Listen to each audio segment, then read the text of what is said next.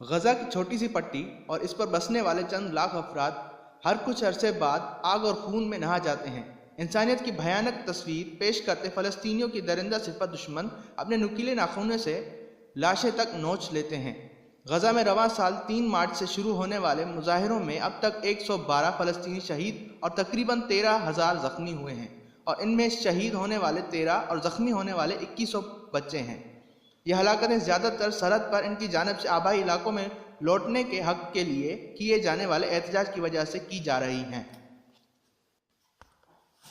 صہیونیت کی ڈائن مادر شکم میں سانس لیتے بچوں کو بھی چبا جاتی ہے۔ ایسے حالت میں ہماری قومی اسمبلی میں دبے لفظوں میں اسرائیل کے حق میں بیان آنا شرمناک ہے۔ اسرائیل کی حالیہ وحشیانہ کارروائیوں میں خاص طور پر حماس کے کمانڈروں کو نشانہ بنایا جا رہا ہے۔ حالیہ مہینوں اسرائیلی فوج کی حماس اور حماس کی ذیلی تنظیموں کے درمیان میں دو طرفہ کشیدگی بڑھتی جا رہی ہے۔ کچھ عرصہ قبل اسرائیلی اخبار ہارٹس نے اپنی رپورٹ میں بتایا تھا کہ اسرائیل چند ماہ سے غزہ کی پٹی میں اسلامی تحریک مزاحمت حماس اور دیگر فلسطینی مزاحمتی قیادت کو ٹارگٹ کلنگ کے ذریعے شہید کرنے پر غور کر رہا ہے۔ یقیناً اب یہ بات 100% درست ہوتی نظر آتی ہے۔ اسی سلسلے کی کڑی ہے کہ 12 نومبر غزہ کی پٹی میں اسرائیلی فوج کے آپریشن کے دوران حماس کے ایک مقامی کمانڈر سمیت 6 فلسطینی ہلاک کر دیے گئے۔ کہاں ہیں دنیا میں امن کے ٹھیکیدار جو امن کے ایسے عاشق ہیں کہ امن کے نام پر جنگ مسلط کرنے سے بھی دریغ نہیں کرتے؟ کہاں ہیں انسانی حقوق کے نعرے لگانے والے جو اس نعرے کے آڑ میں کسی ملک کو ہدف بنا لیں تو تجارتی پابندیوں سے فضائی حملوں تک سب کچھ کر گزرتے ہیں؟ اطلاعات کے مطابق حماس کمانڈر کو گرفتار کرنے کی کوشش کی گئی تھی، لیکن اس نے گرفتاری دینے کے بجائے شہادت کا تاج پہننے کو ترجیح دی۔ غزہ کی پٹی پر گھر گھر لاشیں ہیں، جگہ جگہ تباہی ہے، لیکن دنیا کے طاقتوروں کو نہ خون میں نہاتا امن نظر آتا ہے، نہ انسانی حقوق کی بدترین پامالی دکھائی دیتی ہے۔ غزہ یہ، فلسطین یہ، کیسی عجب جگہ ہے۔ میرے رب اس کرۂ ارض پر جہاں مسجدوں میں روزانہ 5 وقت نماز ادا ہوتی ہے، غزہ کے لوگ ہر روز 6 نمازیں ادا کرتے ہیں، اور چھٹی نماز نماز جنازہ ہوتی ہے۔ حماس کے کچھ شہداء کے نام اپنی تحریر کو روشن کرنے کے لیے لکھ رہا ہوں۔ نور الدین برکات السلامہ عمر 37 برس، ماجد الموسیٰ القرہ عمر 23 برس، خالد علی القوادیر عمر 29 برس، مصطفیٰ حسن ابو عودہ عمر 21 برس، محمود عطا اللہ مصباح عمر 25 برس، علاء الدین فوزی سیفی عمر 24 برس، عمر ناجی اور مسلم ابو خاطر عمر 21 برس ہیں۔ واضح رہے کہ عز الدین القاسم بریگیڈ کے مجاہد ماجد الموسیٰ القرہ شہید کی ایک ہفتے قبل ہی شادی ہوئی تھی اور وہ غزہ کی پہرے داری میں مصروف تھے۔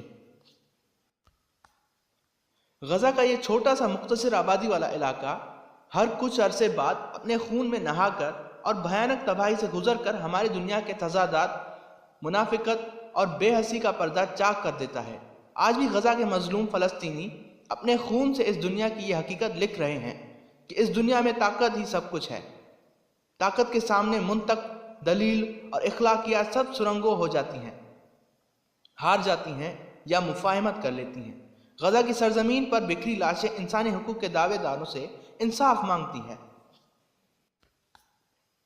غزہ میں جا بجا بکھری یہ لاشیں ان دعوے داروں سے پوچھتی ہیں کہ تم تو وہ نرم دل ہو کہ جانوروں کی اذیت پر بھی تڑپ جاتے ہو، ہم جنس پرستوں کو بے حیائی سے روک دیا جائے تو تم ان کے حقوق کی یہ خلاف ورزی برداشت نہیں کر پاتے۔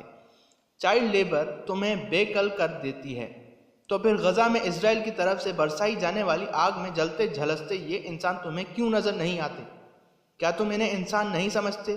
کیا تم انہیں جانور سے بھی کمتر جانتے ہو؟